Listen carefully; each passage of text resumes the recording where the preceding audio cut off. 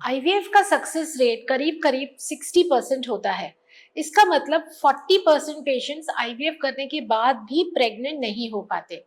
तो ये देखा गया है कि ज्यादा करके ये एम्ब्रियो जो हम आईवीएफ में बनाते हैं, ऑलमोस्ट 2/3 मतलब 60-70% एम्ब्रियो जो है वो जेनेटिकली अबनॉर्मल होते हैं।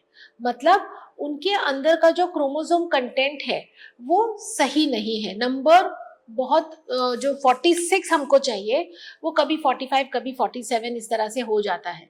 और इन्हीं को हम जेनेटिकली इनकॉम्पिटेंट एम्ब्रियोज कहते हैं, जो कि अबनॉर्मल एम्ब्रियोज होने की वजह से ग्रो नहीं हो पाते, आईवीएफ फेल हो जाते हैं, या अगर आईवीएफ से पॉजिटिव आ भी गई तो कभी कभी मिसकैरेजेस हो जाते हैं।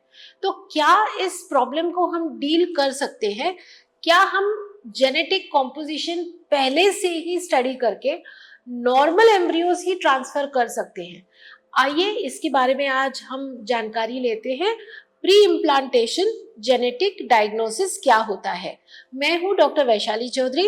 मैं हेड करती हूं department of fertility and IVF at mom story by Sahyadri hospital.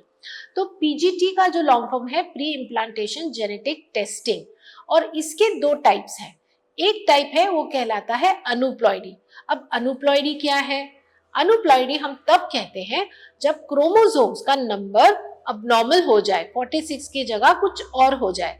और ये टेस्ट करने के लिए हमको एम्ब्रियोज का कुछ सेल्स, जैसे हम टेस्टिंग के लिए भेजेंगे, लेकिन कौन से एम्ब्रियोज? जो ब्लास्टोसिस्ट होंगे। हम डे 3 के एम्ब्रियोज पे ये टेस्टिंग नहीं कर सकते। तो जो ब्लास्टोसिस्ट एम्ब्रियो होता है उसपे करीब करीब 100 सेल्स होते हैं। तो उसमें से कुछ सेल्स निकाल के हम उनका स्टडी करते हैं, जेनेटिक स्टडी।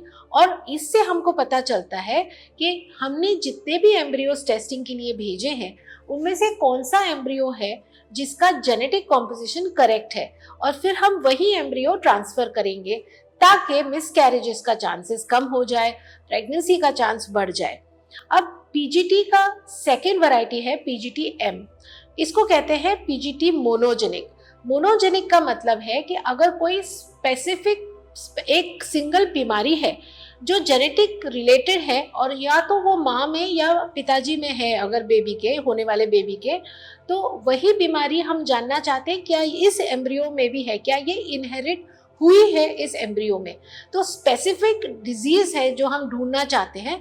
तो इसमें पहले हम मदर और फादर का भी जेनेटिक स्टडी करके उसका एग्जैक्ट प्रॉब्लम क्या है जान लेते हैं, और क्या वही प्रॉब्लम ये एम्ब्रियो में भी है ये भी जान लेते हैं। जैसे थैलेसीमिया की बीमारी है या डुशेन्स पैरालिसिस है, तो ऐसी कई बीमारियां हैं जो इनहेरिट होती हैं।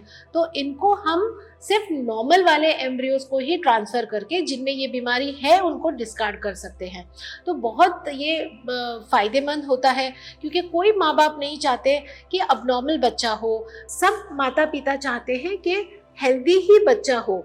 तो बेबी के हेल्थ हम इम्प्लांटेशन से पहले जान सकते हैं अगर हम उपयोग करें प्री इम्प्लांटेशन जेनेटिक टेस्टिंग का। तो ये सुविधा हमारे हॉस्पिटल में भी है और हम बहुत सारे पेशेंट्स को भी ये उनका लाभ दे चुके हैं। अगर इसी विषय में आप और भी कोई जानकारी चाहते हैं, कोई डाउट्स हैं, तो प्लीज़ संपर्क करें। मैं या मेरी टीम में से कोई भी आपको हेल्प करेंगे, आपके जवाब देंगे। Thank you very much and all the very best to you.